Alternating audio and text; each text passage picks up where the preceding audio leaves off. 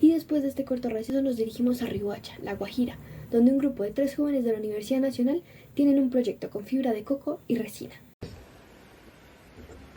Así es, en este proyecto partimos de un punto, y es que realmente el uso de los cocos se ve muy limitado al consumo, mayormente de su pulpa y su jugo, mientras que los demás componentes como la cáscara, si bien pueden usarse como elemento decorativo o artesanal en algunos lugares, pocas veces suele tener este fin, y la mayoría de veces resulta como un residuo orgánico simplemente usado para compost. Al analizar esta situación, quisimos intervenir y ver desde nuestro punto de enfoque de ingeniería cómo podría la fibra presente en estas cáscaras influir en la resina poliéster desde un enfoque de biocompuesto. Esta iniciativa además nos permitió ponernos en los zapatos de ese desafío real y afianzar conocimientos adquiridos sobre mecánica, diseño y selección de materiales, siempre bajo una visión completamente ambiental y de sostenibilidad como equipo. Así que una vez definida que nuestra meta sería buscar una segunda vida útil en esa fibra de coco, nos planteamos los objetivos que debimos realizar para cumplir esa labor, coincidiendo en que como equipo debíamos fabricar probetas con distintos porcentajes de volumen de fibra de coco. A estas probetas realizarles ensayos mecánicos como puede ser tracción, flexión en caso de que no se pudiera, impacto y dureza. Eso para analizar a profundidad las propiedades mecánicas que hay en ese biocompuesto.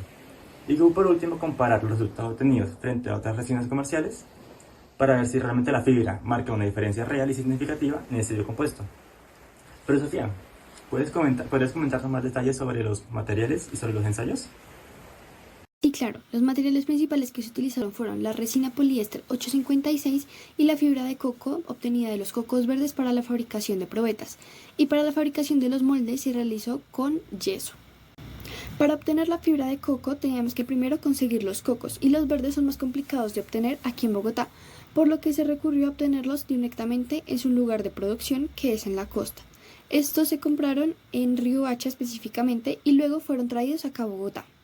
El proceso que se realiza con los cocos básicamente es: primero se deben pelar hasta llegar al centro del coco, que es el que contiene su agua. Después de esto, el coco se deja en remojo durante una noche para facilitar su manipulación. Anteriormente se tenía pensado realizarle limpieza a la fibra utilizando hidróxido de sodio, pero por temas ambientales se decidió no realizarlo. Después de dejarlo en remojo, se exprime para poder retirar el agua que tenía en exceso. Luego de esto se puede separar en pedazos más pequeños y así poderlos poner sobre una superficie de secado. La fibra se secó al sol durante 5 horas aproximadamente con un sol de intensidad media, es decir que se utilizó el sol de la mañana. Esto puede variar según el caso de fabricación. Cuando la fibra ya está completamente seca, se pueden obtener más fácilmente los hilos y se utilizaron los que son de mayor grosor. Para el presupuesto tuvimos en cuenta 4 ítems. El primero es los materiales que podríamos utilizar, por ejemplo, el sellador de poros. El segundo, elementos de protección personal, que incluyen overol, botas, guantes, de ser necesario. El tercero son los ensayos, cuánto cuestan los ensayos que vamos a realizar. Y por último, las horas de trabajo, cuántas horas se pagarían, por cuánto tiempo y a qué costo.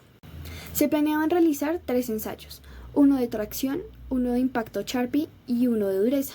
Se tenía pensado realizar el de flexión en caso de que el de tracción no se pudiera realizar por diferentes circunstancias. Pero antes de estos ensayos, Yara, cuéntanos, ¿cómo fue la fabricación de las probetas? Claro que sí, Sofía. La fabricación de estas probetas, aunque podría parecer sencillo, resultó siendo todo un desafío lleno de diferentes inconvenientes a lo largo de nuestro proyecto.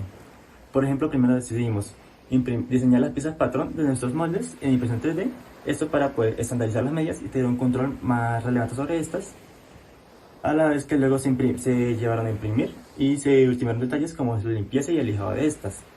Luego de esto procedimos a la fabricación de los moldes en yeso. Pero Esteban, tú podrías darnos más detalles acerca de estos, ¿no es así? Por supuesto, ingeniero Yara. En nuestro caso, además de diseñar el material, también tuvimos que fabricar las probetas, y esta fue quizás nuestra parte más artesanal del proyecto. Trabajamos con yeso para estuco de Yesos del Caribe, usando la relación yeso-agua que se nos recomendó el vendedor. En total llegamos a mezclar cerca de 3 kilogramos de yeso, pero solo alrededor de 1 kilogramo terminó siendo realmente útil en moldes. El resto se perdió en mezclas de prueba, restos que fraguaban en los vasos de mezclado y moldes que se dañaban durante el desmolde. Entonces, con el yeso hubo 2 puntos críticos. El primero fue el tiempo. Resulta que había que mezclar y verter muy rápido estas mezclas de yeso. Si uno se tardaba mucho, el yeso empezaba a fraguar en el recipiente. Y esto generaba problemas de vertido, en el vaciado, terminando muchas veces en moldes agrietados, deformes y directamente pues inutilizables. El segundo fue el tiempo de fraguado.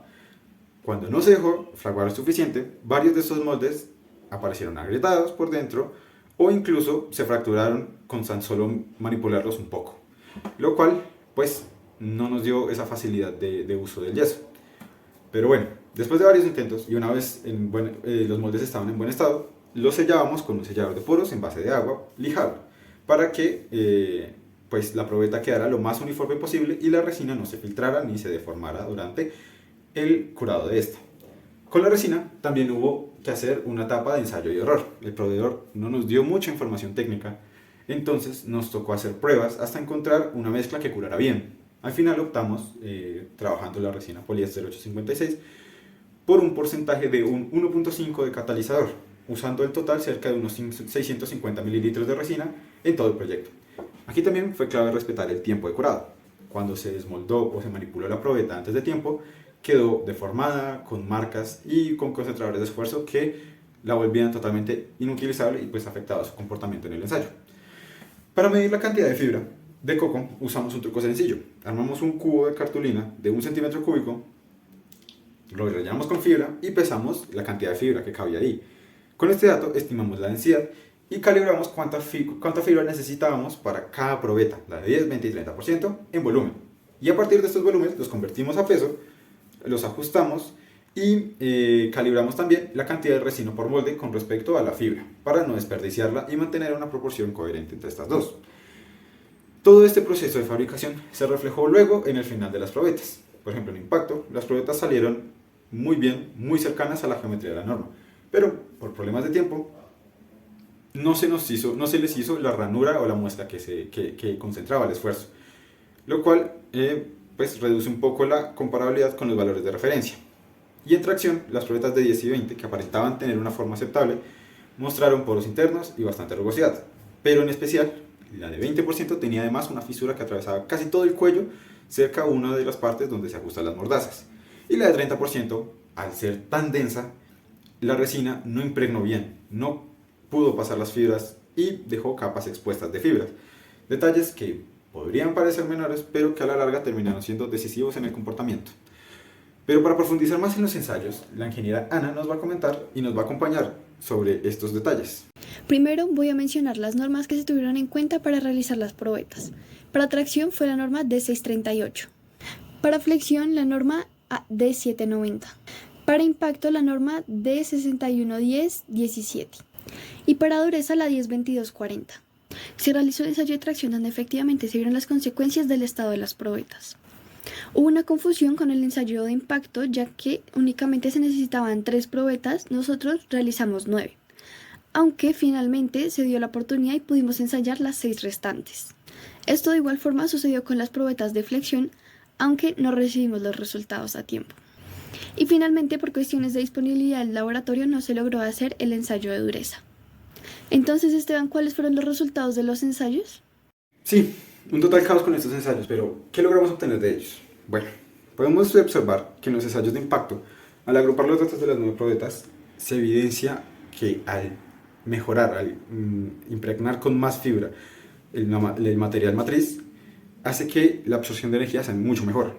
Si observamos la tabla de datos, podemos ver que las probetas de 10% absorben cerca de 1.6 joules y las de 30 prácticamente duplican este valor, siendo este 3.5 joules.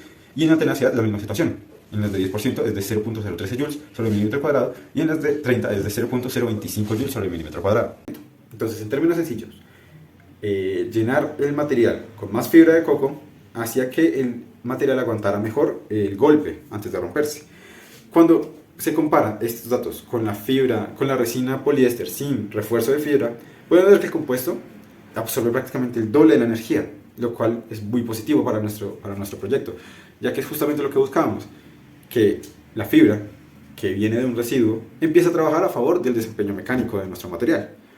En tracción, pues la historia se fue diferente. Lastimosamente solo la de 10% completó el ensayo completamente. La de 20%, lastimosamente, presentó una fractura muy grave en el cuello, cerca de una de las partes donde se ajustan las mordazas. Y la de 30% también tenía otros problemas que ya mencioné más adelante.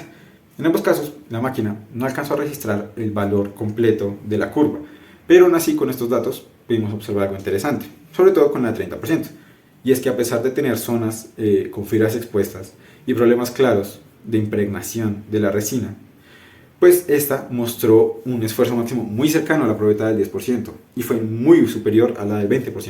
Esto sugiere que el material sí tiene potencial, pero que la forma en cómo fabricamos las probetas no nos permitió que ese potencial saliera al aire y se viera reflejado en una curva de tracción limpia, ni nos permitió hacer una comparación fiable sobre la resina sin refuerzos.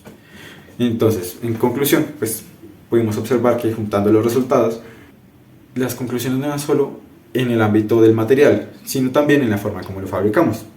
En impacto, pues las probetas estaban relativamente bien, moldes pequeños, menos fibra por volumen y fue un llenado más controlado. Se notó en el ensayo, aunque con poros, con rugosidad, el material pues evidenció el esfuerzo de la fibra en el material, mientras que en la detracción pues hubo muchos problemas, ¿sí? La barra era larga y delgada, intentamos meter mucha fibra adentro y pues observamos que el problema principal fue, en el caso del 30%, la penetración de la resina.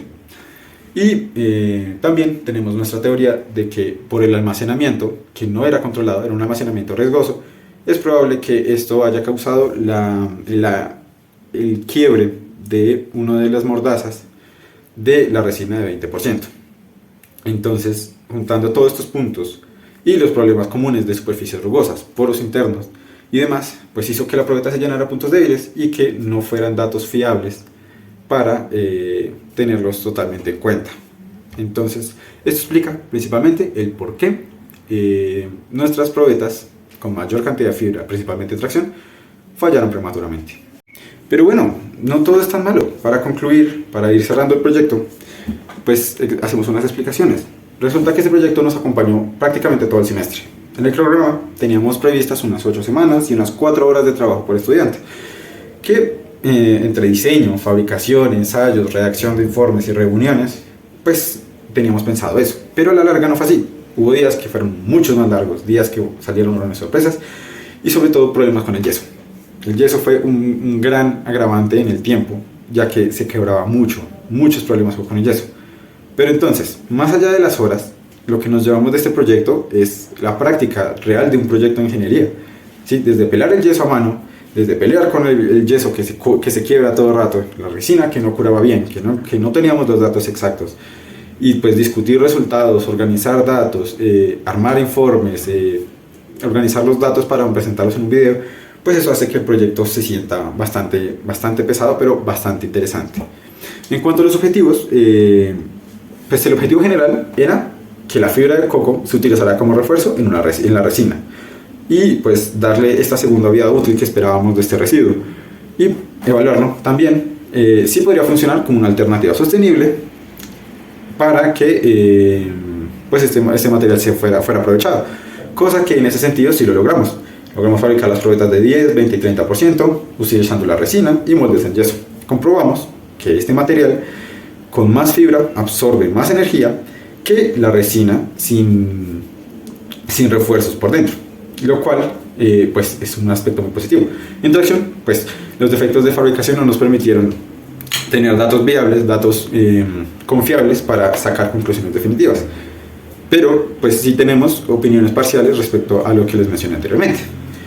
Entonces, en general, si yo con mis propias palabras tuviera que resumir este proyecto de Coco Loco, diría que la fibra de coco realmente sí tiene potencial real como refuerzo. Habría que hacer más pruebas, habría que hacer más prácticas, pero pues esto nos confirma que el material no es solo la receta, el proceso de manufactura es realmente fundamental. El siguiente paso, a partir de aquí, no sería cambiar la idea, sino fabricarla mejor. Muchas gracias por su atención.